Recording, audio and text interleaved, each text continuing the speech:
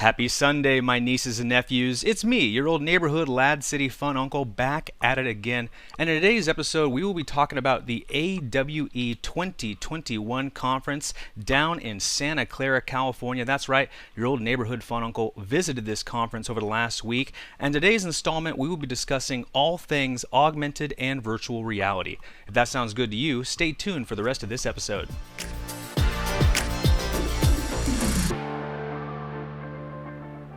You better believe it. The Augmented World Expo down in Santa Clara, California. That's where your old neighborhood fun uncle was. It took place over November 9th through 11th, and it is where XR business thrives. The marketing team really had their work cut out for them on this one, but this was the conference to be at down in Silicon Valley. Anyone who is anyone, everyone who is anyone, in the VR space was down here getting it on, talking about the cutting edge technology and the future of this space in general. I have a bunch of standout topics that were notable to me, that made my ears perk up when I heard them, that we will discuss after I show you a little highlight video of my favorite clips.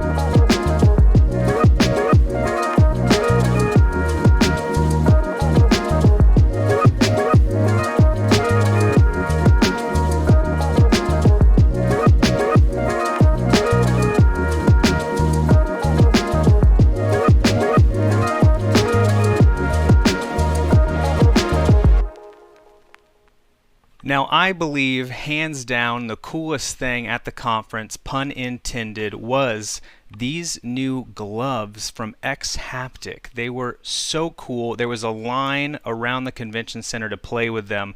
It gives you real-time feedback. There's even little jets in there that blow air onto your hands, and there are all kinds of mechanisms inside that try to give you the realest experience possible, that you're actually touching the things you're touching. You can feel resistance in your gloves. They were very tongue and cheek, or what's the right word, closed lips about the cost of this thing. But they said if you wanted to get the full gear with all of the devices and plugins, it's going to cost you about $8,000 to get this set up right now. And that's without software, that's without programs, that's without games to play. That's just the gloves and just the box that controls it is $8,000. What I pulled from all of this is that it's starting to happen. The price points will come down. There was a time when the HoloLens cost $8,000, and now you can get one for about $2,500. And so just the price point on these things will slowly start to narrow and narrow. They'll become more cost effective, and maybe in the next 5 or 10 years, these will be the you have to have kind of Christmas gift this holiday season. But it was just so cool to see that this happening in real time, that we've actually got stuff you can try on. It's a one-size-fits-all glove that doesn't have to be custom fit to your hand, and you could also tell that the person running the demo had to cycle between things before you could go on to the next object. So it's not 100% there yet. It's not something you can freely be interacting with every device. You have to then, click the thing you want to play with, and then they instructed the people to then go play with it. And so it's not 100% there. The software is not there. The hardware is starting to get there, but it was just so cool. I was like, this for me was the standout thing that I had to show everybody, was these new gloves from X-Haptics. Pretty cool stuff. I was just like shocked at, like, wow, it's starting to happen. It's not just headsets anymore, it's also gloves. There's also a station there where you could smell things. They had an attachment where you could put it over your nose and you could smell different things that you're interacting with. I don't think smell-o-vision is going to take off, because in order to do smell, they actually have to spray something, And so if you're using that a lot, it'll start to drift onto your clothes and onto your couch and onto your dog. Whoever is near you while you're using it will start to smell like whatever is being sprayed out of that thing. And if you're doing many different combinations of smells, like you're having oranges and strawberries and bananas, all kinds of different flavors all being sprayed into the same place, eventually they will start to smell like an amalgamation of every single one of those flavors, which is poop. That's what poop smells like, is all foods mixed together, and unfortunately so. And you will have that permanently on your clothes and on everything. So I think it's a fun kind of gimmick. I think it's cool that there was a booth there talking about it, that's possible, but I don't think it's going to catch on the way they want to. The gloves, though, sign me up for the gloves, just to have kind of real-time feedback of what I'm doing. If I'm shooting a gun, or if I'm using a shovel, or if I'm flying a plane, to actually feel that I'm flying this plane or driving this car. That's pretty cool that that's starting to happen. It's no longer just visuals.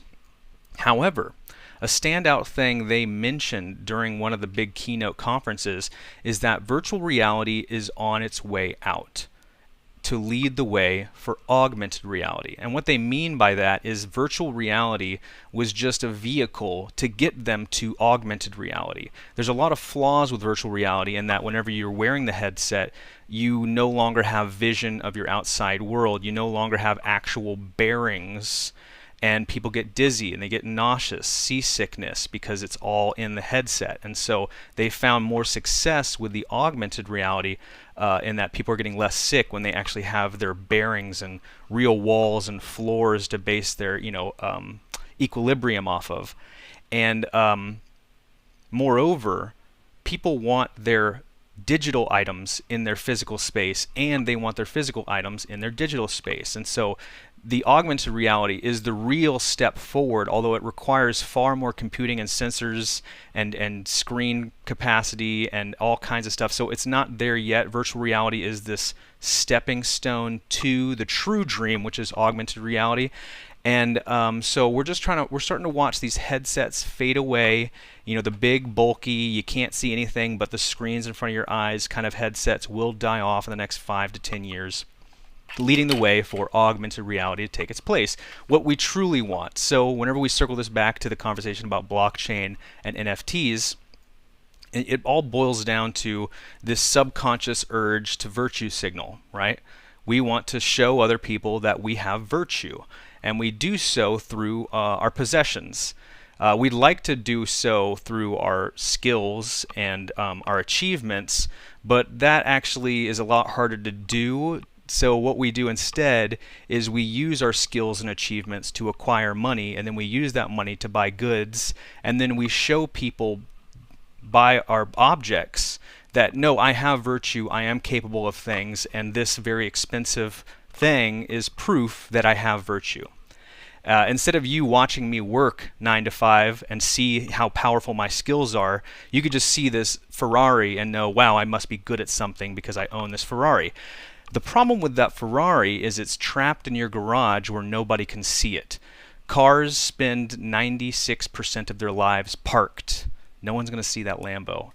What they will see are the blue check marks next to your name on Instagram. What they will see are the NFTs hanging on your augmented virtual space.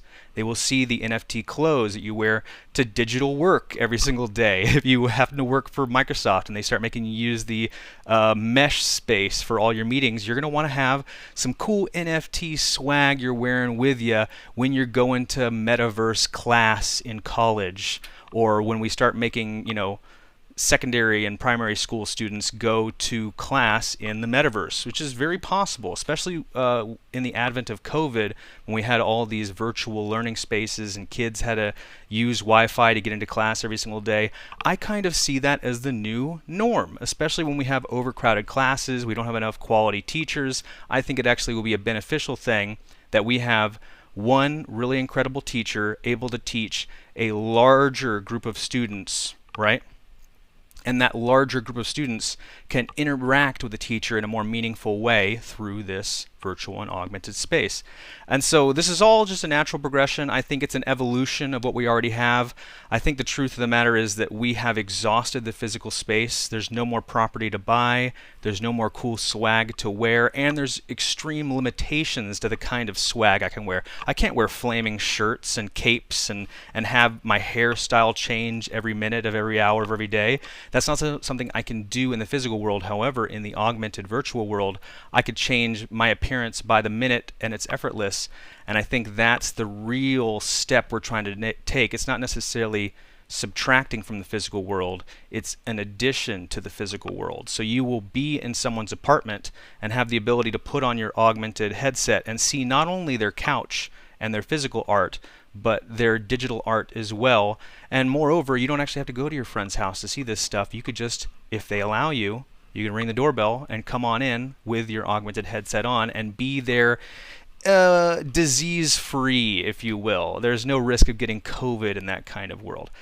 The other thing that they mentioned at the conference that's worth noting is the bad word metaverse. During one of the keynote speeches, the speaker got up there and said, "Show of hands, how many of you like the word metaverse?" And it was crickets. Hundreds of people in the crowd, not a single person raised their hand. Now, to remind you, this was a conference full of Silicon Valley tech engineers, so these are not necessarily pop culture aficionados. However, they are working in the space, they're very close to it, and they might just have been beaten over the head with that word a little bit too much. They've been playing with that word in work constantly over the last couple years, and it's probably become very annoying for them to keep using it, and they're looking for something else. And so that's why there was a lot of disdain in the audience for the word metaverse. And from that point on in the conference, the speaker referred to it as the M word. He said, okay, everybody hates the metaverse. Let's call it the M word from here on out. Until we come up with something better, we will call it the M word. And that really stood out to me, because what I realized in that moment is that the phrase metaverse was made by capitalism. You know, like the big capitalist machine came up with a phrase, and now they're forcing it down our throats. And naturally, whenever big money tries to sway the population towards one thing or the other, we resist it, because capitalism created it, because some higher power, some institution is now forcing us to think a certain way and to call things a certain thing. And we are fairly resistant to that at first. Now, I'm not saying it won't catch on. What I am saying is that we all kind of naturally want a grassroots player to decide things like that, especially in a space that's starting to become decentralized at its core. We're building on the blockchain. We're going to be using NFTs as the currency in the M word. And so on that same kind of line of thinking, we would want the phrase to be from a decentralized source, from some kind of people's champion, you know, some kind of startup company creates the phrase that we all adopt and fall in love with, because it's a small kid, it's the David and Goliath story. We're rooting for the small player to take out the big player. We don't want the big player, who already has billions and trillions of dollars and all the power in the world. We don't want to give them any more power. We don't want them to control any more aspects of our lives. We all, at our core, want some little guy or gal to come along with the phrase that pays, and we will jump onto that. It's a no-brainer. I just think that that's what's happening right now, is everyone's kind of sick of the phrase metaverse. It left a bad taste in their mouth when Zuckerberg decided to claim it or whatever, you know, like, are we now not allowed to call any other space the metaverse because you called yours the metaverse? Do we have to call our stuff something else? You know, it's virtual reality space is what it is. You know, if you really want to define it, it's virtual reality space. However, we want a buzzword. We want to simplify it. No one wants to say virtual reality space every time we talk about augmented reality. We want it to be something cool, like Bazanga or the It Spot or What's Slappin', I got nothing. I know it's not going to come from me. No one's going to listen to me, but it'll be some kind of grassroots company that builds some element that we all fall in love with, and whatever they call it, we'll call it. If it's Bazanga and they come up with it and we fall in love with it, it's called Bazanga. Metaverse what? Metaverse who? It's Bazanga now because these small guys came up with it out of Oklahoma in a garage somewhere. The same way Google was formed, right? It's going to be a couple guys in their garage or gals in the garage. It's most likely going to be gals in the garage who are going to come up with it. They're going to have their finger on their pulse. They're going to know exactly what the people want, and it's only a matter of time before that rolls around. So that's the long and the short of my trip to the AWE conference down in Santa Clara, California. It was kind of exciting to see the progress we've made, but at the same time, there's still a long road left ahead of us. So I say double down. I'm bullish on the whole space, and start building out your NFT projects. Don't quit on them, because the platform, the backbone that will support it all, has yet to be made. And I think all of you out there who have been tempted on making an NFT project, there's still time. The space is still young. It's still the Wild West. We don't even know what we're going to call it yet. And so that gives me so much excitement that the top is not in. There's so much more room to grow. We've only just begun. And now it's time to jump on into the news. The first story we have here is XRP price prediction. Is it a good time to long XRP? I think so, because they have been under so much scrutiny recently, and a close friend of mine, Prophet Moffat, in the Discord, if you guys have heard of him, he brought up a really good point the other day. He said that this investigation from the SEC tells you that the XRP organization must really have something up their sleeves to scare the SEC this much. The fact that they haven't just dropped the charges, that they keep pushing forward, that they want to just drag this whole company through the mud, is evidence to the fact that XRP is scaring them. XRP actually has something in the pudding that will actually disrupt the capitalist free market system in some way, shape, or form. And so the SEC is terrified. Regulators are terrified of it. And so if you are a cryptocurrency enthusiast, then you're loving this, because that's the whole point of the cryptocurrency decentralized space. Cryptocurrency came from the market collapse in 2008 as a hedge against the stock market. And so if XRP can do all the things XRP wants to do and has built in its system to do, then it might actually become this hedge against the American, economic system. And that scares the banks. That scares capitalists. Those bleeding mouth, shape-shifting Illuminati lizards are terrified of what XRP could do. And so I am now becoming more and more bullish on the fact that once this SEC case is completely closed and all of the exchanges that recently dropped XRP from its books accept it back for trading, we are going to see an absolutely insane parabolic move from this cryptocurrency. Again, we don't know when this is going to happen. We're hoping soon, right? But just the fact that the SEC is this scared that they keep pushing forward with this lawsuit is enough evidence to me that there's something there. They might actually have some secret special sauce going on in this cryptocurrency that we should keep a close eye on. If you don't already have some bags, maybe it's time to consider it. Not financial advice, my friendos. Every large bank will actively consider crypto in the next 1 to 3 years. What I love about this is it says that we will have continued growth. It's not going to be one big explosive move. All of these institutions aren't buying right now. They're waiting to find the right opportunity for them to buy, right? They think this might be the top, and they're waiting for a better opportunity. And so we're not going to see some huge 90% dip because institutions will be buying the dip. So let's say we drop by 25% in the coming months, knock on wood. There might be an institution who thinks to themselves, oh, this is our opportunity to buy. And they'll buy the dip and keep Bitcoin and all cryptocurrencies from completely collapsing by 70%. It'll be a very promising thing to see. After 25% dip, you then see a 10% rise because some new institution bought in. Then another dip happens, another institution buys, and the dips get smaller, and there starts to be a little bit more stability with the market because people are buying the dips, people are holding long term. And I truthfully think that there will be a lengthened cycle this time around, and we will have less drastic dips because so many people are staking their coins, from Ethereum to Cardano to Polygon to all kinds of altcoins in the DeFi space. They have bought their coins and they have locked them up. Hex is another example where I think it's like you locked up your coins into Hex till like 2024 or something like that. Like there are all kinds of crazy extensions. And then Ethereum, people don't even know when they're going to get their coins out.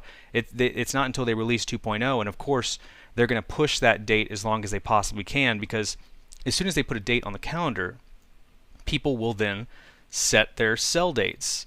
So let's say they're going to launch it in April, people are going to sell in March. And then people are going to get wise to that and be like, oh, well, I better sell in February, and then people are like, oh, wait, well, I should sell in January if everyone's going to sell in February. And so it'll, whenever they put a date on the calendar, it'll just, tell people when to sell. And so they're going to try to figure out how to best manage that so all the people who invested in Ethereum 2.0 won't be, holding negative bags once they finally get an opportunity to pull their coin out. So long and the short there is I think we'll have a longer cycle that will not be as explosive or as destructively devastating as previous drops, like the 80-90% drops we saw in 2017. I think we will have more stable growth as A, retail investors are locked up, they can't touch their crypto even if they wanted to, and B, more institutional players are going to be buying the dips and daily cost averaging at a large multi-billion-dollar scale. And it just makes me think like, yeah, a $200,000 Bitcoin isn't impossible. Actually, it might happen sooner than we think. And so just at the end of the day, this is a very bullish news for me. I was just exciting to see both these articles. I had to start with them. The new Bitcoin Taproot upgrade. Am I reading that right? Yeah, Taproot upgrade means greater transaction privacy and efficiency. This is great. Whenever you see an upgrade, that means the leadership is making decisions, they're making improvements. This coin will get better, stronger, and faster. And more bullish news. I don't need to vamp on this one. This is just great news. I love it. More investors tread into the wild west of cryptocurrencies. The most important aspect of this is the wild west. Just a friendly reminder that there is no regulation. There's very few regulations, if there are any, and people are having their coins stolen. We hear every day about a new DeFi, Discord that just got scammed a bunch of people out of money, or another tragic one I'm hearing is about how there's these, if you're on dating apps, there are particular users who seem like real users, who will flirt with you like real users, and then at a certain point will start talking about cryptocurrencies with you, and then they'll say, hey, I've got this really great trading opportunity, you should send me some coin, and then as soon as you send the coin, they vanish into thin air and they've run off with your money, and it's some person in the Philippines who VPN'd into America to trick you into thinking that they're actually some cute little girl in your hometown who has some helpful advice about cryptocurrencies. So be careful out there. It's still the Wild West. People are robbing banks and kicking down the doors and stagecoaches left, right, and center and stealing money that's just laying out there unprotected and unguarded. And so that's why we encourage you that to lock it up, put it in a safe place, put your seed phrase in a safe place, like email it to yourself so you won't lose it. It's always going to be in the cloud somewhere. And be careful. It's still the Wild West. It's still uncharted territory, and we're still figuring it out in real time. So stay on your toes. Keep your head on a swivel. Who knows what's going to happen out there, all right? And the last one I've got up here is 16% of Americans say they have invested in, traded, or used cryptocurrencies. I don't think that's the right way to say that. 16% of Americans say they have ever invested in. You just get rid of the ever. Just say have. 16% of Americans say they have invested in, traded, or... Why is ever in there? Who wrote this? Pew Research Center? Get out of here. You guys can do the research, but you can't do the writing. Anyways, more bullish news from me, because that means there is 84% untapped right now in the market. 84% of Americans, the wealthiest country on planet Earth, have not bought into cryptocurrency yet. 84%? Oh my gosh, goodness gravy, Miss Maisie. The biggest transfer of wealth has not happened yet. The baby boomers hold all the money. The baby boomers are agnostic to technology. They're afraid of it. They don't want to participate in it, especially when articles like this call it the Wild West still. There's no freaking way, John, what's his name? John Williams? No, not John Williams. John Wayne fans are going to be playing around in anything called the Wild West. But us millennials who've got nothing to lose, we remember 9/11. We've seen the economic collapse happen in the economy. We have no faith in our government whatsoever. We want something decentralized. And so I think that 16% of Americans is mostly millennials who have come into a little bit of money and want to hedge their bets because they've got nothing to lose. Whereas baby boomers have so much to lose and they don't want to risk anything. And what's going to happen is these baby boomers will die off. 10, 20 years from now, we'll see, more and more of these baby boomers pass away. They will then transfer their wealth to their children. And these children, once they've sold the houses and sold the cars and the RVs and the frivolous stuff that all these baby boomers love to have, and we've condensed it all, and we will be putting it into cryptocurrencies because we have seen it is a more reliable store of wealth and growth of wealth over our lifetimes, pretty much. Like, it's the best store of wealth I've ever seen in my lifetime. And I see there's so much growth ahead of us. And so we have to wait for whole generations of people to die off before this wealth transfer will truly take place. At the end of the day, more extraordinarily bullish news that keeps me super excited and bullish in the space, and you should be too. And now it's time to dive into the LADZ City Lounge. I hope you're wearing 2 pairs of underwear and some rubber shorts because you're chilling in the man cave downtown LADZ City next to the railroad tracks. It's above a bowling alley but below another bowling alley. You're going to see a bunch of homeless people giving each other vaccines under the bridge. That's where you find LADZ City Lounge, deep in the heart of LADZ City. It's near the arcade, but the arcade's in a more classier part of town. Keep going. Follow the railroad tracks all the way down to the end. You'll find the LADZ City Lounge. That's where I am, hanging out in the old neighborhood. Fun uncle, just chilling. Got my feet up. Got a glass of rosé and a double whiskey with some ginger ale in it because I'm a double-fisting kind of guy. Before we dive into the LADZ City content, because it's just us fellow lads just chatting, I want to talk to you about something that's bringing me so much joy, and it's the latest installment of the James Bond series, No Time to Die. Oh my God, it's so good, guys. It's so good. They sent Daniel Craig off in such an incredible way. The story is complete. They tie up some loose ends. They make up for the absolute shitstorm that is the last movie, Spectre. You can completely skip it if you want and just dive right into this movie. They explain everything for you. You can basically just gloss right over that mistake of a film. And they do Daniel Craig justice. This is the Bond movie. I personally think it's better than Casino Royale and might be... No, you know what? Fun Uncle, hot take right now. It is the best Daniel Craig James Bond movie. It is so good. It's got it all. It's got suspense and it's funny. It's got romance and action in it. It's got car chases. It's got boat chases. It's got planes. It's got submarines. It's got explosions. It was a $300 million budget, and you can actually see where the money was spent. It has every single classic Bond callback you can think of, and they do it in a classy way where it's not like forcing it down your throat. They weave it into the story in a very organic way that makes you go, oh, that's cool they were able to squeeze that in there. Oh, that's nice. Oh, look, that little thing is in the corner over there. Oh, this is cool. It was kind of a down memory lane of James Bond, but at the same time telling a new, unique, twisting, turning story that I personally had to watch it a second time. Now that once I learned the ending, all the twists that take place, I then had to rewatch the beginning, and I realized, oh, they're talking in double. They say things that have two different meanings to them.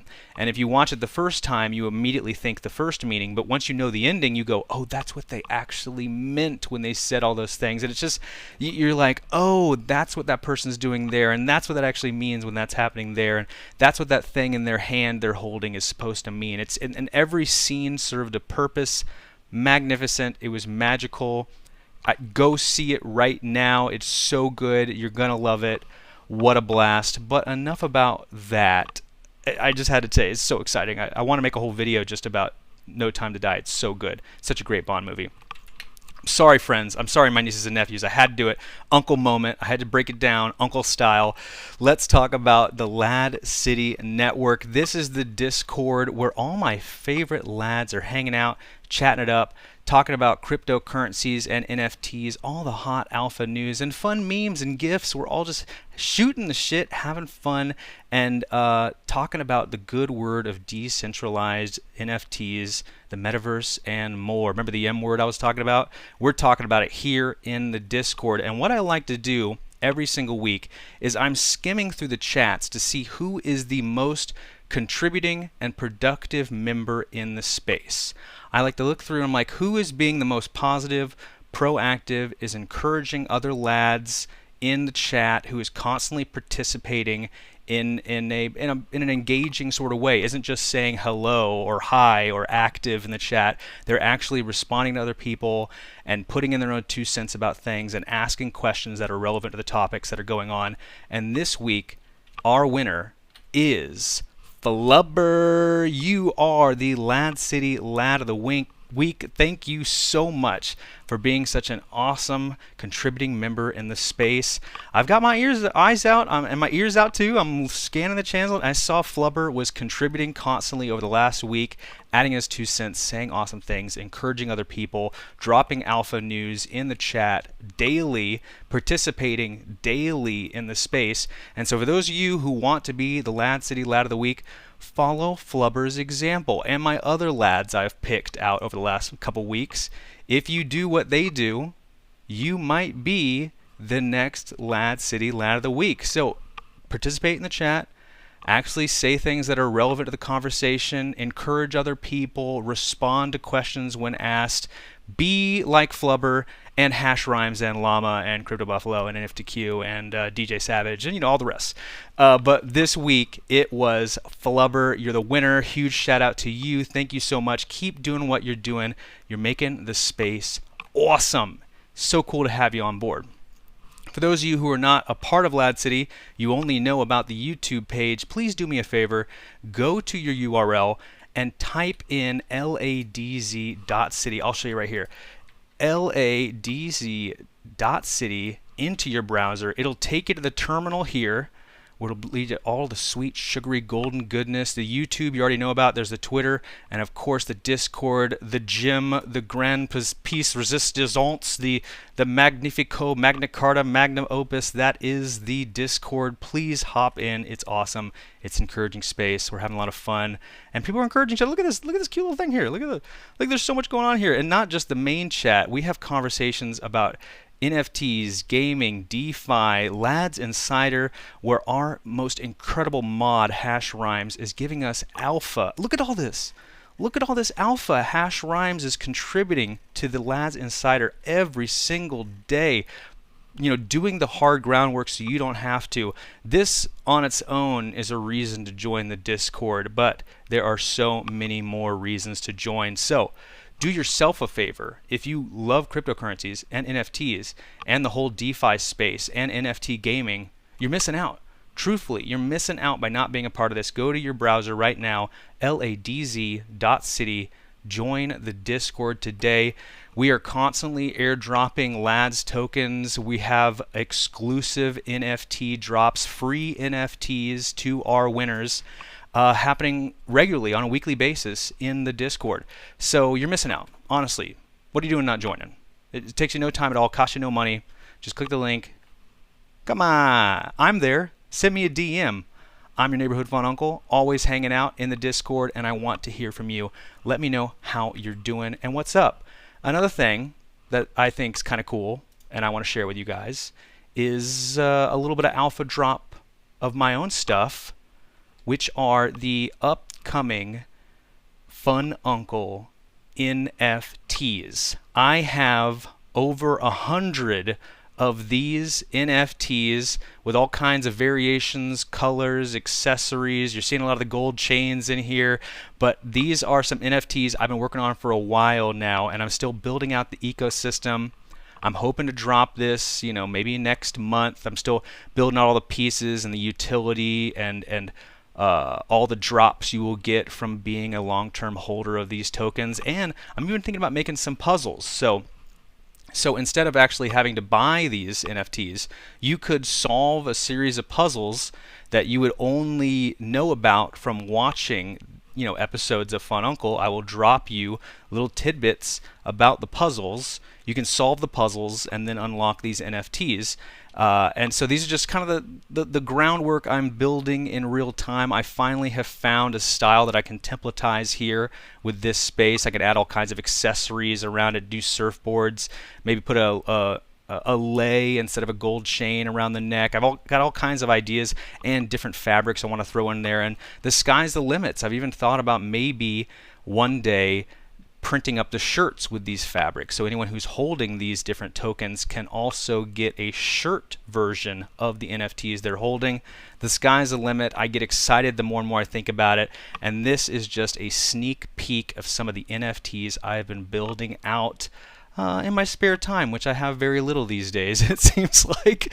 But when I do, I dedicate as much of it as I can to LADZ City. Thank you, everyone who's watching, who's contributing to the space.